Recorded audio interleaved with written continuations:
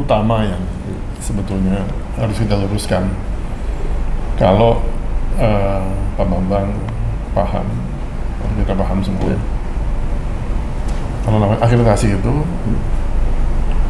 tidak boleh wajib. Satu. Undang-undang kita kan mewajibkan. Yang kedua, akreditasi tidak boleh dilaksanakan oleh pemerintah. Harus oleh lembaga independen. Yang ketiga, akreditasi tidak boleh menggunakan peringkat. Ya. Yang boleh hanya apakah sudah terakreditasi atau belum terakreditasi. Jadi sebelum kita mengamandemen Undang-Undang Sisdiknas 2003 tahun nomor 20 2003, di mana akreditasi wajib, maka akan ada masalah selama ini. Bayangkan Mas Donald, kalau diwajibkan, kan kampus kita banyak sekali kampus itu. PTNBH sekian, yang lain swasta berapa? Telah terbit Majalah Kampus Indonesia edisi pertama November 2024. Berisi beberapa profil kampus yang telah mencapai akreditasi unggul.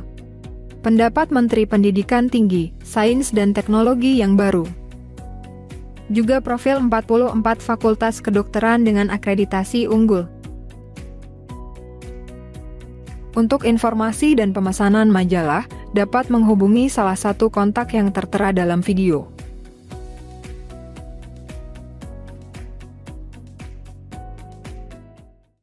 Karena inspirasi untuk vaksin, mudah-mudahan kanal ini selalu bisa memberi inspirasi, motivasi, dan edukasi.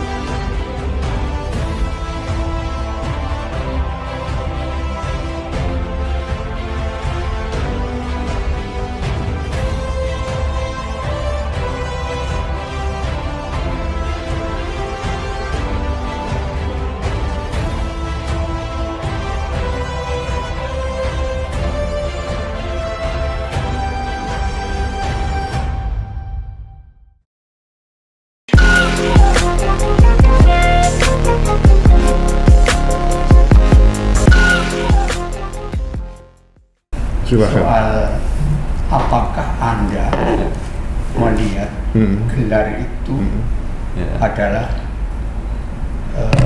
bentuk feodalisme? Betul. Mau dijawab dulu. Menurut Anda kan cara terbaik adalah melakukan social punishment. Betul. Itu bentuknya apakah masih ada konsisten bahwa orang tidak perlu pakai gelar? Nggak perlu. Betul. Aku udah bilang mulai ini namaku nama doang, titik. Nggak mau pakai nama. Macam-macam. Kecuali untuk formal. Ya itu pun kalau enggak kan melihat tahu, lihat CV aja kan. Oh CV-nya ini sekolah.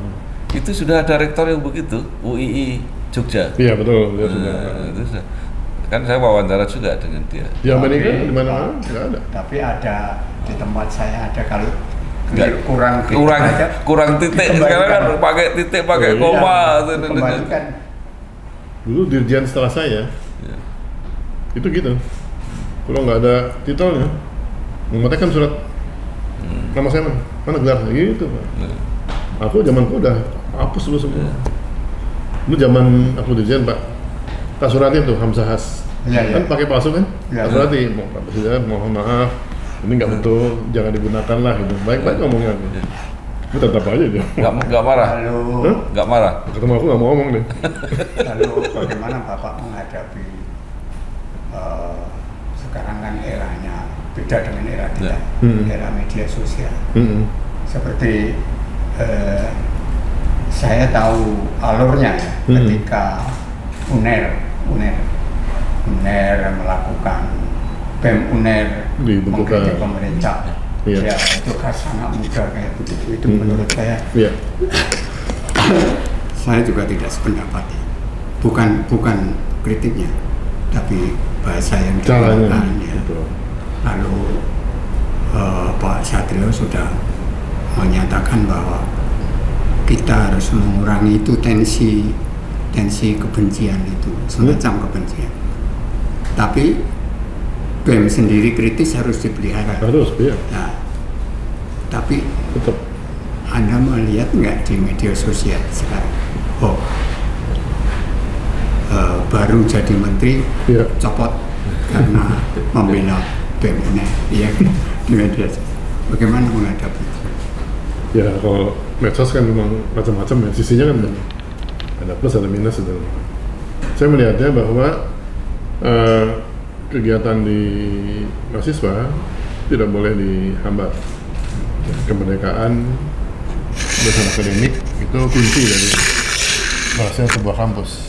Sebuah kampus kita pasung academic freedomnya, ya nanti jadi sebuah kantor itu, bukan kampus lagi di mana berpikir harus muncul, harus kritis juga, tapi kan dengan cara yang santun.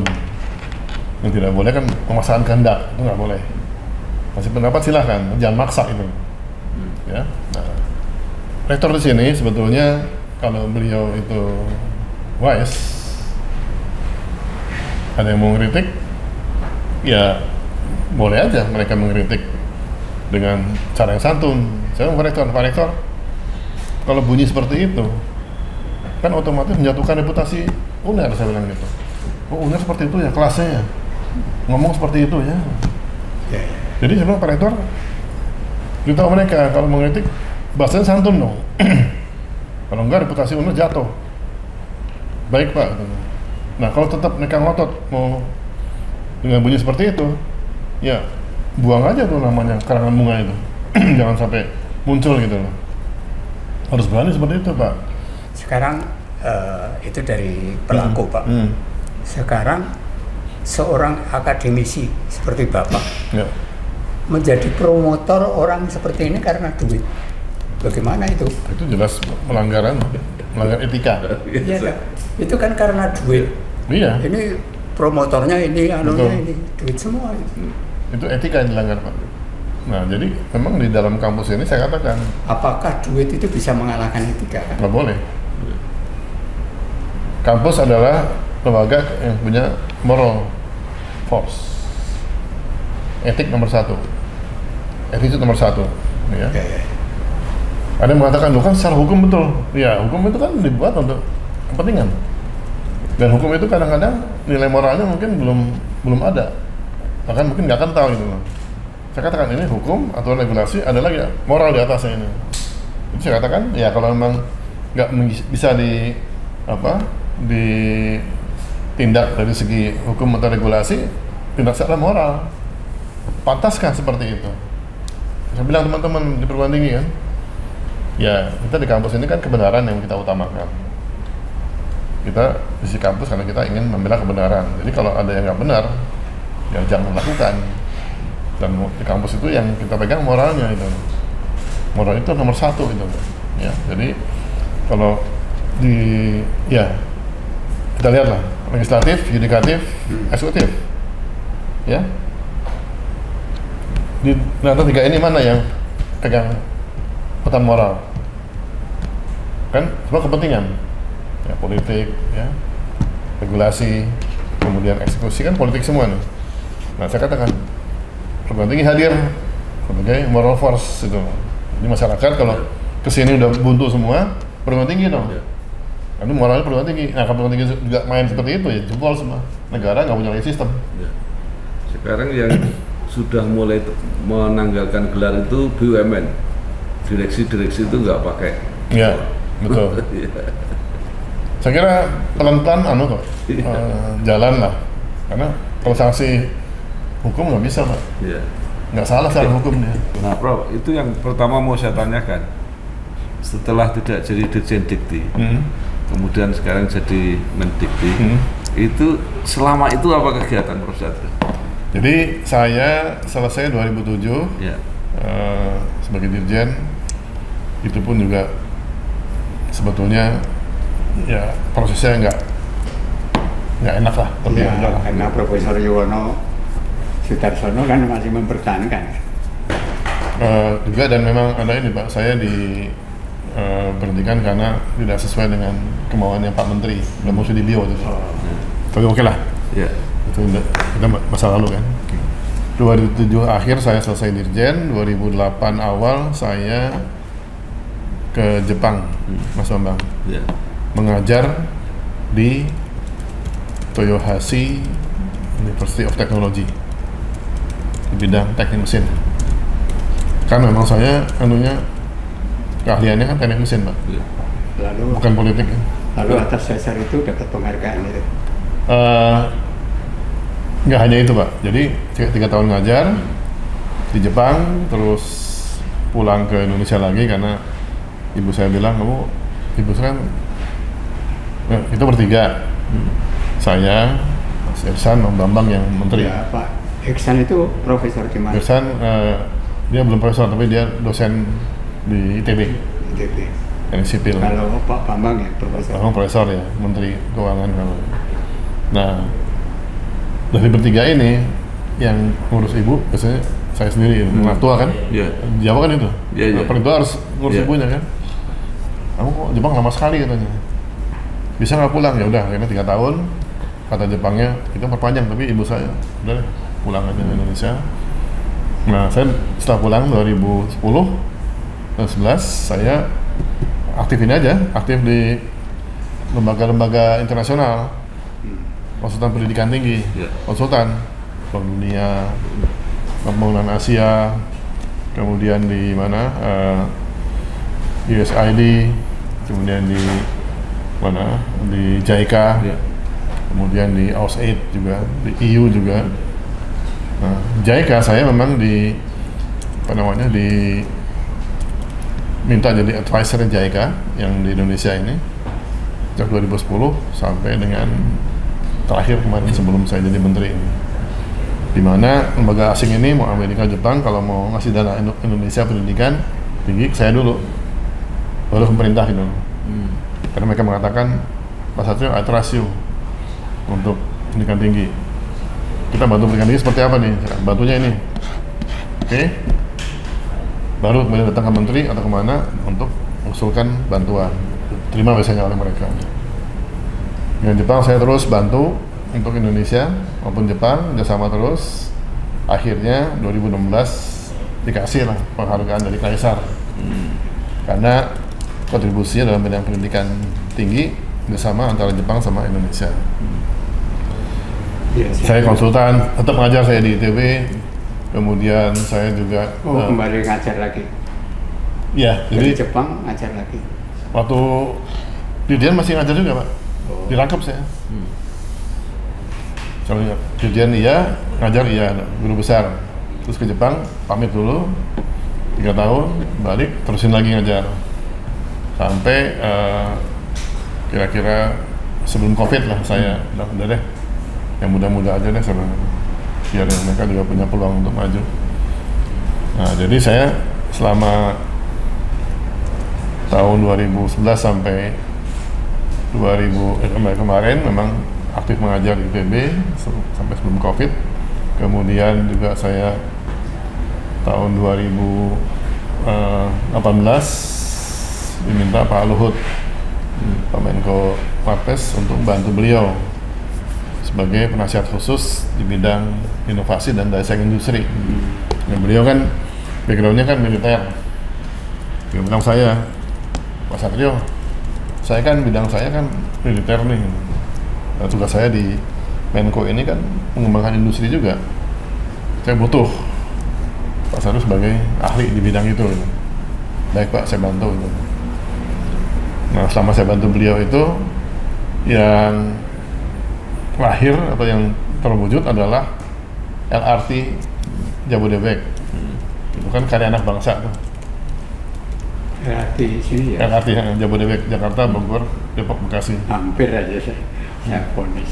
Bukan kereta api cepat kan? Bukan, Pak. Karena waktu itu, waktu beliau jadi Menko Marves, kemudian Pak Jokowi kan minta ada LRT di sini. Terus kami ke Korea, minta Korea untuk bantu kita. Kan mereka lebih siap teknologinya. Bantu kita dong. Oke, setuju, datang ke sini. Pas suruh ke Inka, kamu ke Inka dong. Deal sama mereka, join. Coba. Korea balik lagi, Pak, kalau mau kita mau Inka. Loh, kenapa? Inka nggak siap nih, rendah mutunya katanya. Aku marah kan. Aku kan di ITB selama ini termasuk yang bantu Inka juga. PT KAI tak bantu, Inka tak bantu sebagai teknik mesin ya. Sorry ya, don't say that sebenarnya itu. Enak aja bilang kita lemah. Kita belum punya pengalaman, jadi kalau belum bisa ya wajar dong sebenarnya itu. Makanya kita undang Anda ke sini, join sama kita bareng-bareng bikin LRT petahapan yang sekarang mungkin mereka dulu semua, nanti 5 tahun ke depan udah kita semua gitu loh. Nah, transisi gitu kan. Enggak, kita mau jual aja katanya. Wah, Pak Menko juga agak marah juga. Gimana Pak Satrio? Udah kita bikin aja Pak. Bisa Pak, ya, tapi gampang kok semuanya itu kan. Itu barang sederhana. Ya udah, minta uang ke pemerintah, dapat 4T untuk mengembangkan itu. Kita ke Inka bikin kamu Pak Satrio yang menjadi anunya, jadi penanggung jawabnya gitu kan. Ya udah bikin kita sekian tahun, jadi Pak. Itu merah putih betul Pak. Ada dikit-dikit kurang-kurang kan namanya baru belajar Pak. Jangan divonis dulu dong. Wah jelek nih, batal aja semua kan enggak. Nah yang kedua ini apa? Hilirisasi yang di Morowali itu Pak, nikel. Kan juga saya bantu beliau. Memang awalnya mereka datang dulu ke sini, mereka bikin semua, Cina semua tuh. Orang bilang, wah ini Cina semua datang di Morowali. Mas, kesana aja kita lihat mana Cinanya. Ada sih, megang-megang kepala ini. Tapi saya katakan sama Cina, Anda jangan cuman bangun pabrik dong di sini. Saya mau pabrik yang di sini itu nanti yang pegang kita, Indonesia. Tapi saya kayak, dia setuju loh. Oke, Pak Satrio. Saya nggak mau Cina, orang Cina semua, saya di sini orang Cina semua. Saya maunya saya Cina aja, kamu yang pegang Indonesia ini. Oke, bener ya, bener. Jadi dia bilang kirim orang terbaik Anda ke saya tiap tahun 30. Saya sekolahan di Cina, di kampus dan di pabriknya dia juga magang. Habis itu balik semua sini pegang Morowali. Nah, kirim tiap tahun kita kirim ya, 30 orang sampai sekarang udah 4 batch. Nanti mereka kembali semua di sana semua. Sampai dia akhirnya bangun juga laboratorium tercanggih tentang bahan baru untuk baterai mobil listrik itu di ITB. Dia nyumbang ke ITB itu 500 miliar laboratorium yang tercanggih di dunia untuk teknologi hilirisasi. Dari Cina tuh, saya kan bujuk dia. Ya kamu kan untungnya banyak nih, masa sih kita nggak dibagi gitu. Kita harus share dong. Dia bilang, oke Pak Satrio, kita mau kerjasama karena kita kerja bukan cari untung, pakai hati kita kerja. Kebetulan di Lala, CEO-nya tuh profesor juga, metalurgi, sama dengan saya bidangnya gitu loh. Pada profesor kan nyambung ngomongnya Mas. Kalau pebisnis kan lain dengan saya ngomongnya. Ini cari untung kan? Dia nggak cari untung katanya. Saya mau nyemut Indonesia nih. I love Indonesia katanya. Jadi itu membuat kita punya teknologi untuk pembangunan smelter maupun teknologi untuk pembuatan bahan baku untuk baterai mobil listrik. Bahkan kita punya teknologi juga untuk recycling Pak Bambang. Saya katakan kan di Morowali, limbahnya gimana nih? Orang ngeluhkan limbah semua kan? Tambang tuh limbahnya banyak sekali gitu. Jangan takut. Saya punya pabrik terbesar di dunia untuk recycling. Saya ke Cina sama dia. Lihat pabriknya itu. Pabriknya itu besar sekali Pak. Dimana dia katakan di dunia ini semua barang saya recycle, daur ulang. Jadi mau mobil, mau traktor semua di recycle sampai keluarnya logam lagi. Logam. Jadi kalau nikel di Morowali, habis nikel buat bahan baterai, selesai baterainya, baterai litiumnya mungkin sudah nggak kepakai lagi, di recycle, dapat lagi itunya, nikelnya lagi. Jadi lama-lama kita bisa mengurangi pemakaian tambang. Nah, jadi juga yang namanya limbah dari tambang pun bisa kita recycling Pak. Jadi orang LHK selalu ribut kan, wah ini gimana nih? Dan limbahnya? Mau limbah Bu, sama dulu Dijen. Kenapa? Semua recycle kok. Yang 99.9%. Yang sama sekali nggak bisa di-recycle ya sedikit sekali tanam di tanah supaya tidak menimbulkan bahan yang berbahaya. Dua itu, yang ketiga mobil listrik. Kan Pak Presiden Jokowi juga minta saya coba dong mobil listrik dikembangkan. Saya bilang, oh ini kesempatan emas Pak, Indonesia bisa maju nih mobil listrik, karena 60 tahun lebih kita tidak bisa bikin mobil seperti Toyota kan. Itu kan modelnya model mobil bensin. Bensin itu adalah engine-nya tuh barang yang paling rumit di dunia. Kita juga bisa sih, cuman kan kita harus belajar dulu. Jepang selama ini nggak pernah ngasih kita kesempatan untuk belajar mobil bensin karena engine-nya nggak dikasih kita untuk bisa menguasai atau mempelajari. Nah, mobil listrik ini era baru Pak Luhut. Gimana Pak Satrio? Loh, beda Pak. Kalau mobil bensin kan ada mesin, ada mata semua. Mobil listrik gampang Pak. Lu beli baterai, ya, beli motor listrik, beli pengatur. Saya udah, gitu aja kata. Iya, ya kan? Baterainya ada, sambungkan dengan motor listrik penggeraknya ini, terus pengatur untuk kecepatan segala macam, jalan mobil listrik. Oh iya, kita bikin Pak Indonesia. Mungkin bikin baterai, kita bikin Indonesia sekarang. Baterainya sudah, motornya juga sudah dibikin, motor listriknya itu. Ya. Nah, jadi pengatur sih teman-teman jago semua lah. Kan IT kan simple Pak bikinnya. Udah, jadi kita ke sana arahnya itu. Jadi itulah paling tidak saya kontribusi pada Pak Menko Luhut, saya bantu beliau. Juga itu LRT, hilirisasi mineral, dan mobil listrik nasional dikembangkan sudah. Telah terbit buku 100 perguruan tinggi akreditasi unggul. Buku 100 perguruan tinggi akreditasi unggul berisi tentang profil dan perjalanan dari 100 perguruan tinggi yang telah mendapatkan akreditasi unggul. Untuk informasi dan pemesanan buku, bisa menghubungi salah satu nomor yang tercantum dalam video.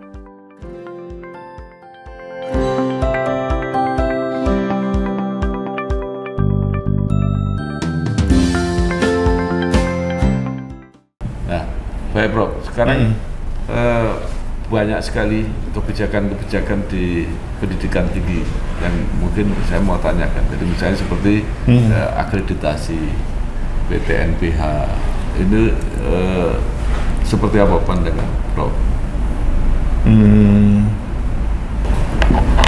Jadi PTNBH ya Pak Bambang, akreditasinya apa namanya? Ini kan berubah ketentuan akreditasi itu. Jadi sekarang akreditasi untuk institusi itu kira-kira 128, 130 yang sudah itu, tapi tiba-tiba diberhentikan, itu nggak diteruskan. Nah itu kan mereka yang sudah siap-siap dan sebagainya. Akreditasi ini memang ada masalah utama yang sebetulnya harus kita luruskan. Kalau Pak Bambang paham, kita paham semua. Kalau namanya akreditasi itu tidak boleh wajib. Satu. Undang-undang kita kan mewajibkan. Yang kedua, akreditasi tidak boleh dilaksanakan oleh pemerintah. Harus oleh lembaga independen. Yang ketiga, akreditasi tidak boleh menggunakan peringkat. Ya. Yang boleh hanya apakah sudah terakreditasi atau belum terakreditasi. Jadi sebelum kita mengamandemen Undang-Undang Sisdiknas 2003 tahun nomor 20 2003, di mana akreditasi wajib, maka akan ada masalah selama ini.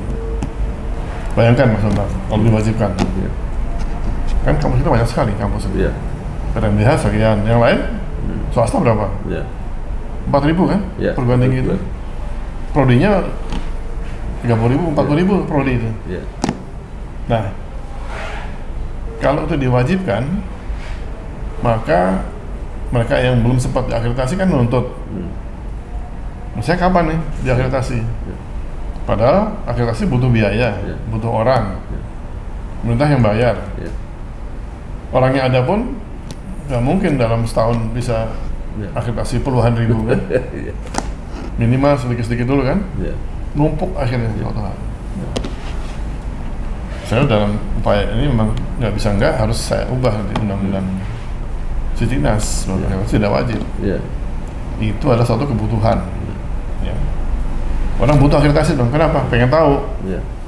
Saya benar nggak di perguruan tingginya gitu. Tapi tidak kemudian mengganggu operasi dia. Karena gini, dengan diwajibkan itu, maka yang namanya pemerintah untuk misalnya rekrutmen PNS, syaratnya yang boleh melamar PNS adalah yang akreditasinya itu A misalnya, atau unggul. Karena mobil paling baik kan. Saya bilang seperti itu. Kasihan teman-teman saya, anak teman kita misalnya yang anak pintar, tapi kampusnya masih C gitu, kan repot. Kan kalau di A tuh nggak A semua kan anaknya itu, ya kampusnya A tuh orangnya bisa ada yang, akibatnya kan hak asasi manusia terlanggar, peluang dia terganggu kan, nggak benar saya bilang itu. Jangan dong kalau mau cari pegawai opennya buat semua gitu loh, dan batasi perguruan tingginya ini gitu loh. Nah kalau perguruan tinggi ini kan yang lain supaya dapat mahasiswa dia ingin dengan naik itu kan, tapi nggak diakreditasi sama sekali. Jangan seperti itu sebenarnya itu. Jadi dampaknya kalau nggak diwajibkan nanti kan bagus. Nggak perlu pemerintah bilang harus A, nggak wajib kok, kan baru masuk. Nah, memang mengubah ini akan banyak masalah karena orang terbiasa dengan power, nyaman dengan maaf ya mungkin main duit juga atau apa, ini diwajibkan. Nyaman. Kalau nggak wajib, pilihan kan terserah, nggak mau pakai apa. Toh masyarakat juga pilih kita kampus. Nah itu hanya di tingkat institusi atau sampai program studi tuh. Sekarang program studi kan semua juga begitu. Nah ini jadi memang akan melebar nih. Kalau sudah nggak wajib, nanti yang diakreditasi itu sebetulnya yang perlu akreditasi adalah hanya yang saya tahu nih, hanya program studi yang terkait dengan keselamatan publik. Gitu loh. Nggak semuanya akreditasi. Kan nggak wajib, nggak usah semua. Untuk apa akreditasi kalau nggak ada yang misalnya seni misalnya, berarti seni. Ngapain akreditasi?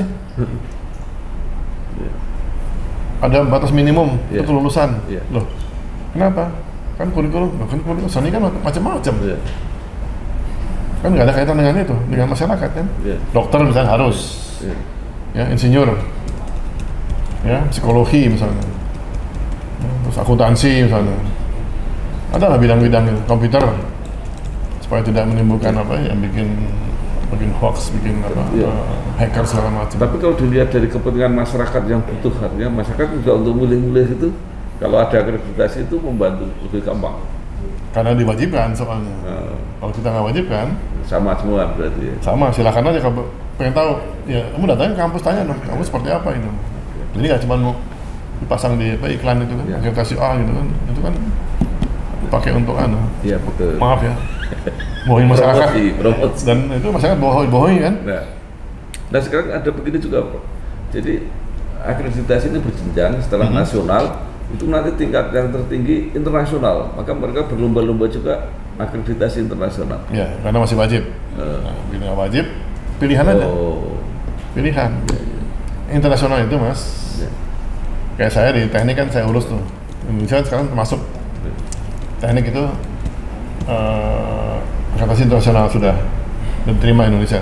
23 negara di dunia yang akreditasi internasional. Artinya apa? Lulusan kami di sini bisa kerja di sana, otomatis. Atau sebaliknya. Itu aja mas keperluannya. Dengan pekerjaan, gitu loh. Bukan gengsi-gengsian, bukan itu. Karena nggak wajib. Nah, kalau dia mau, silakan minta akreditasi. Ya kemudian yang PTNBH itu, yang semua juga berlomba-lomba pengen jadi PTNBH. Nah itu kalau mau dilihat filosofinya mas, sebetulnya status sebagai badan hukum itu wajib dimiliki oleh setiap perguruan tinggi. Termasuk swasta? Swasta masuk, tapi yang swasta mungkin agak pelan-pelan karena yayasannya masih belum, kan gini, kalau swasta kan, kalau badan hukum, yang badan hukum perguruan tingginya mas, harusnya. Sekarang, yang badan hukum yayasannya. Dimana sekarang itu kalau di perguruan tinggi swasta, kesannya kan PTAC ini sapi perahnya yayasan. Nah, begitu badan hukum swasta nanti perguruan tingginya punya badan hukum, nanti si yayasan ini masuk ke wali amanahnya, board of trustees-nya. Itu satu, inilah badan hukum itu. Nah, banyak yayasan nggak mau gitu. Mau itu tetap seperti sekarang, dia bisa pemerintah nggak ada masalah sebenarnya. Kalau memang dari pemerintah mau dia untuk kalau nggak ada badan hukum, Mas, kampus seperti ITB dan sebagainya itu ibaratnya sama dengan kanwil dia. Kanwil pendidikan tinggi di Bandung, ITB. Kepalanya nggak kanwil kan, bukan rektor no. Nah, badan hukum baru bisa. Dia memang otonomi, kasih otonominya. Duit dikasih kan punya pemerintah. Kasih uang sesuai dengan kebutuhan. Tapi ya memutuskan kewenangan, dia punya kemandirian dan yang penting dia punya inovasi. Freedom untuk bicara. Karena kalau misalnya seperti badan hukum gitu, nggak bisa menteri apain gitu kan. Ya kalau dia macam-macam, ya kita bersanksi lewat jalan lain lah gitu ya. Kita mitigasi segala macam gitu. Jadi kita mau kembalikan lagi yang di mana-mana dunia ini perguruan tinggi memang badan hukum. Artinya kebijakan itu sudah on the track terus. Udah, cuman ya di kementerian agak dipelintir itu loh. Soalnya ini prestasi. Itu prestasi itu keniscayaan kok. Malah prestasi cilokon. Telah terbit Majalah Politik Indonesia edisi ketiga bulan November 2024. Membahas harapan dan tantangan Kabinet Merah Putih yang telah dilantik oleh Presiden Prabowo dalam menghadapi permasalahan selama 5 tahun ke depan. Serta membahas beberapa kinerja dari DPR RI yang terpilih untuk periode ini. Informasi dan pemesanan majalah bisa menghubungi langsung nomor atau email yang terdapat dalam video.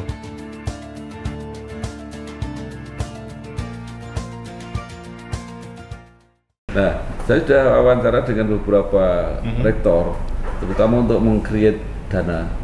Selain macam-macam lah usaha mereka itu, yang menarik adalah mereka juga meng-create dana abadi. Seperti ITS itu udah agak besar. Nah, itu menurut Prof. Nah, di kita itu memang ITS lumayan. Ini banyak kampus yang memang alumninya juga belum mau gitu, belum mau nyumbang untuk kampusnya. Nah, itu kebijakan pemerintah terutama ke depan kira-kira seperti apa untuk itu? Jadi kalau perguruan tinggi negeri yang PTNBH, negara tetap mendanai ya, yang untuk kebutuhan yang pokok, yang minimal negara bantu. Kalau kemudian dia punya prestasi baik, tambah lagi untuk misalnya riset segala macam. Sampai itu kita harapkan juga dengan badan hukum dia boleh punya dana abadi. Kalau masih satker BLU nggak boleh kan, dia kan pemerintah.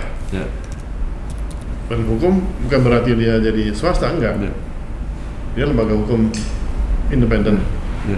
Dana abadi bisa dapat. Nah, baik. Kemudian ada juga keluhan perguruan tinggi swasta karena ofensifnya perguruan tinggi negeri, terutama yang PTNBH buka program macam-macam, bahkan di kelas jauh dan sebagainya. Mereka merasa terdesak perguruan tinggi swasta ini. Nah, itu seperti apa kalau itu menarik? Saya dulu waktu dirjen punya konsep sih. Gimana kalau bagi tugas negeri sama swasta, ya kan? Swasta itu bukalah prodi yang memang punya yang laku, yang punya nilai komersial lah. Kalau dia mesti punya uang buat running kampus ya kan, dosennya dibayar dan macam. Nah, negeri bikinlah prodi yang swasta nggak bisa, kan gitu harusnya. Tapi ini masih belum diterima oleh membuat kebijakan. Bidang-bidang seperti misalnya arkeologi, sejarah atau apa, atau teknik barangkali yang butuh investasi tinggi, dokteran yang butuh tinggi itu negeri.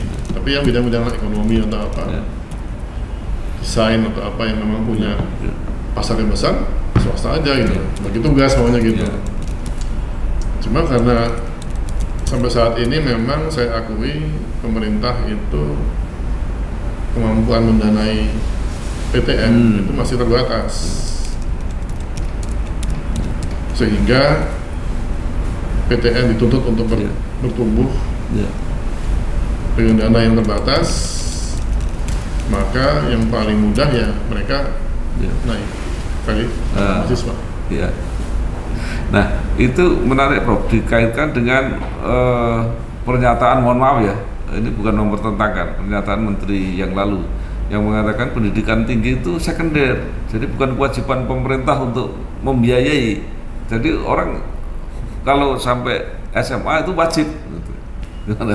Jadi memang saya paham juga yang disampaikan oleh beliau itu. Memang dari sisi kewajiban belajar, sampai sekarang baru SMP kan, mau dibuat SMA nanti, sampai SMA, bahkan sampai PAUD juga maunya itu.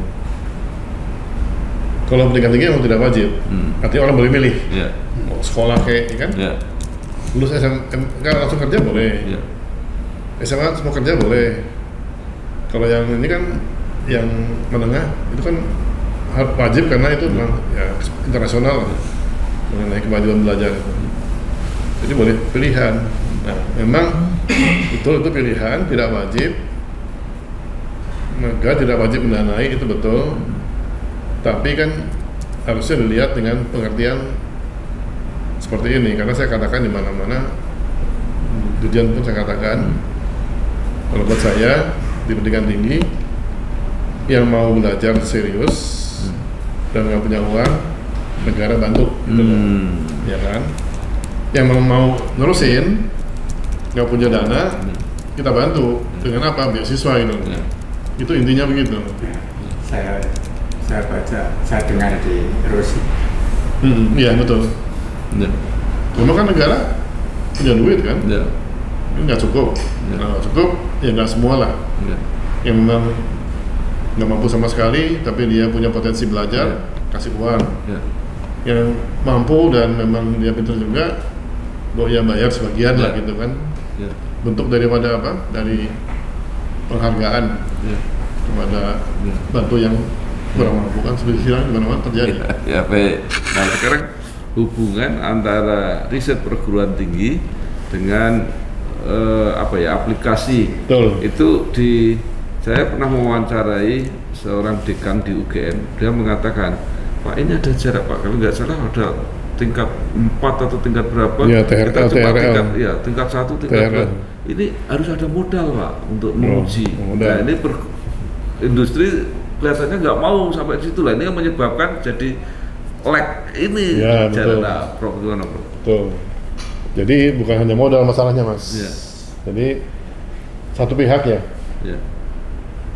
Para peneliti kita di kampus itu memang kadang-kadang kan meneliti yang dia sukai. Topiknya itu. Ya kan? Senang apa gitu kan? Wah, teliti gitu. Terus berhasil kan senang. Boleh juga sih gitu. Nah, untuk bisa jadi komersial, paling tidak topik yang dia teliti harus relevan dengan kebutuhan masyarakat dong. Jadi maksa, kok nggak dipakai? Kata Mas, gua nggak butuh itu kok. Iya kan? Betul. Dia maunya sendiri, ya silahkan gitu. Tapi jangan marah kalau nggak kepake, karena yang lu kerjain nggak dibutuhkan oleh dia nih.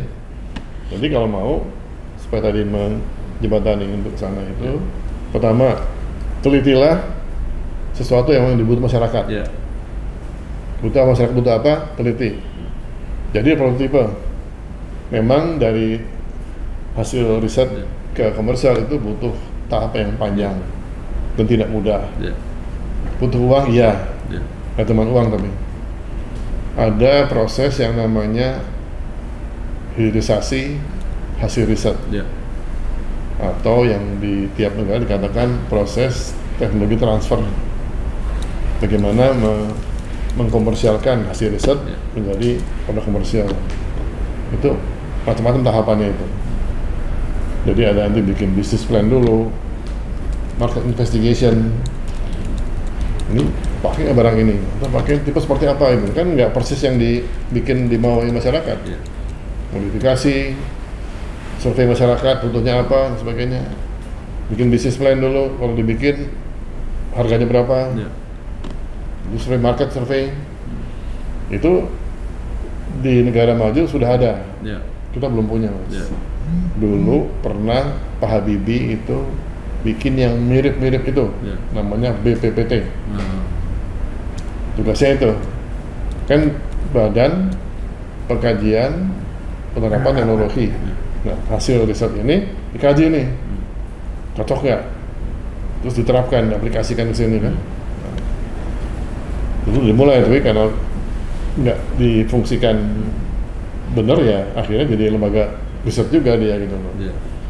Nah, kenapa kita belum punya unit ini yang namanya teknologi transfer office (TTO)? Karena tadi itu saya, ya akhirnya kalau orang tanya kan, kata orang, "Sok, jawabannya itu aja." Nah memang ini sengaja nggak dibuat, maaf nih ya, karena mafia impor itu nggak senang ini hidup. Itu lagi, ayo ngomong gitu, oh itu aja loh, apalagi senang gitu. Kemampuan ada. Kalau belajar kita bisa, duit kalau negara mau nyumbang pasti ada. Kok nggak ada? Lah, emang pinginnya impor semua di sini Mas. Jadi masalahnya satu-satunya kita bikin maju tuh stop impor. Baik. Paling nggak yang basic-basic ini kita impor lah, masa impor semua. Baik Bro, ini menyangkut pertanyaan berikutnya, mungkin terakhir nanti kan Prabowo acara. Nah, Pak Prabowo ini kan punya program-program utama ya, kemandirian pangan, kemandirian energi, mungkin kemandirian teknologi supaya nggak tergantung luar, dan ujungnya ekonomi tumbuh 8%. Betul. Nah, ini apa peran pendidikan tinggi? Nah, kami memang berkewajiban untuk memastikan itu tercapai. Paling tidak yang kami tangani kan kesiapan SDM, kemudian riset yang mendukung itu semua, minimal 2 itu. Dan untuk itu kita sampaikan pada perguruan tinggi misalnya. Jadi saya kapan diundang oleh Pak Amran Sulaiman, Mentan kan, diundang di kantor dia tuh. Kan dia tugasnya Pak Prabowo, ketahanan pangan, swasembada, beras, macam-macam lah gitu. Lalu dia kumpulin rektor-rektor tuh, 30 rektor dikumpulin se-Indonesia. Dia bilang, saya punya uang segini nih, ini siapin benih, kita beli benihnya, pasang, tanam di lahan. Yang bisa ini pupuk, bikin pupuk, kita ambil pasir rakyat, Sintan, mesin pertanian, yang bisa siapa? Bikin, kita ambil kasih rakyat, petani untuk jalankan semua. Yang paham mengenai pengolahan lahan, silahkan. Jadi pokoknya tanda petik duit disediain ya, rektor-rektor ya. Aku ditelepon Pak Menteri, saya mau bikin acara sama rektor nih, bisa nggak? Siapa mungkin dirjennya suruh datang deh untuk nemani saya, nemu rektor itu. Pak Amran, saya datang deh. Master dirjen saya datang, senang sekali. Makasih Prof. Datang berdua. Udah ngomong gitu, terus saya ngomong, dia ngawari macam-macam. Benar rektor, Pak. Bapak Ibu rektor, kan selama ini kan keluhannya nggak ada uang buat riset. Ini duitnya ada nih, apalagi kan? Nah, saya tahu nih, mereka masih nggak gitu antusias sih, masih santai gitu. Kayaknya kurang bergairah nih. Saya tahu nih kenapa kalian nggak terlalu semangat. Karena kan kalau penelitiannya sederhana, pertanian kan kategorinya kan ecek-ecek gitu. Nggak bisa masuk publikasi internasional. Betul. Harus Scopus, sehingga kalau dia mau jadi guru besar terhambat nih, karena paper yang internasional kurang gitu kan. Nah, itu kan salah kan, bang ketawa-ketawa aja semua kan. Begini aja. Mulai sekarang hari ini saya bilang gitu. You mau Scopus kayak mau riset yang ini, buat saya sama. Nggak saya beda-bedakan gitu. Udahlah, kalian fokus aja lah. Gimana masa kita mesti bayar mahal ke penerbit Scopus? Iya, betul. Melayani puluhan juta kan? Iya. Kan pakai duit rakyat. Iya. Terus ini nyumbang ke Scopus. Yang senang kan penerbitnya, Kaya Raya. Malah rakyat kita nggak terbantukan. Udahlah, itu tekanin aja. Mau cuma penelitian sederhana aja, yang penting berdampak, saya anggap sama itu. Bisa naik ke guru besar. Terus ubah aturannya itu. Wah, senang semua, tepuk tangan. Udah kerjakan sekarang, jangan ngomong doang sih. Jadi kadang-kadang kita, ya saya juga menyayangkan teman terdahulu saya di kementerian bikin aturan yang seperti itu gitu. Kan nggak benar itu. Ya, memang ahli Scopus silahkan. Yang pertanian lah pegang gitu loh. Jangan nggak pegang pertanian, lalu kita impor lagi semua nanti. Benih impor, pupuk impor. Saya pernah wawancara dengan rektor universitas di Manado, mungkin luar negeri, dia juga bilang begitu. Ini masalah kita itu perikanan, masalah kita itu gempa lokal, masalah kita itu.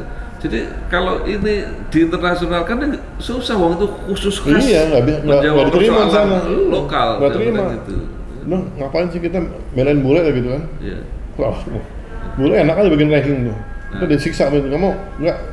Prof, saya sedang terpikir dan sedang mulai saya lakukan untuk meneliti, katanya ujung hasil pendidikan tinggi itu adalah alumni.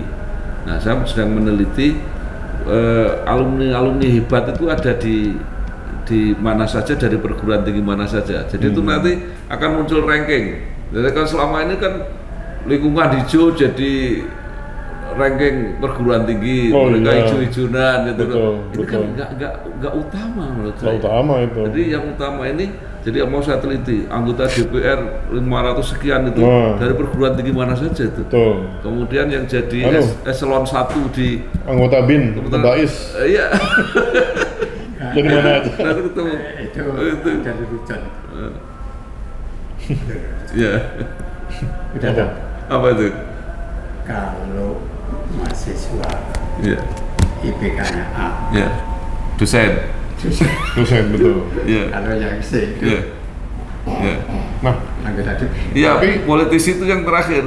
Tapi saya bilang gini, mungkin itu bagus lah bikin data. Nanti tapi kita kategorikan. Saya paling nggak bilang, iya mau dari DPR kan, politisi, bisnis, dosen, sama itu loh. Iya, pakai itu. Yang penting dia punya karya gitu kan.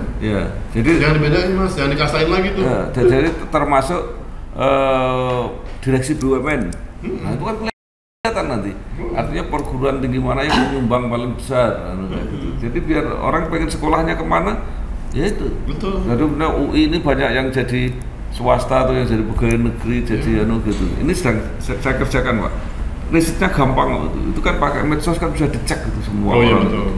Karena gini, kalau pakai ranking kita sekarang yang punya kementerian, lu bilang ranking kementerian itu sampai mati sama terus. Iya. Yang 5 itu aja kan? Yang bawah kan nggak pernah kelihatan mas. Ini dizolimi yang bawah nih. Jahat terus, jangan pakai ranking. Jadi saya menemukan data yang cukup unik juga.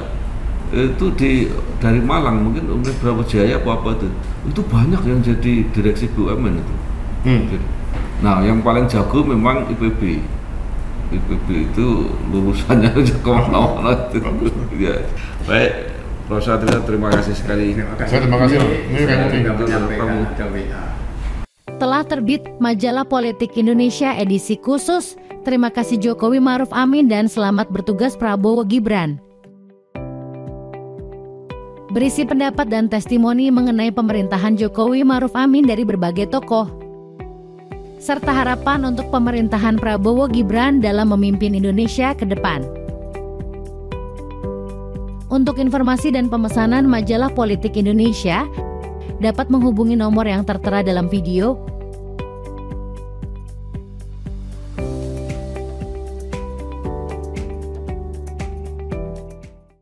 Di kanal inspirasi untuk vaksin, mudah-mudahan kanal ini selalu bisa memberi inspirasi, motivasi, dan edukasi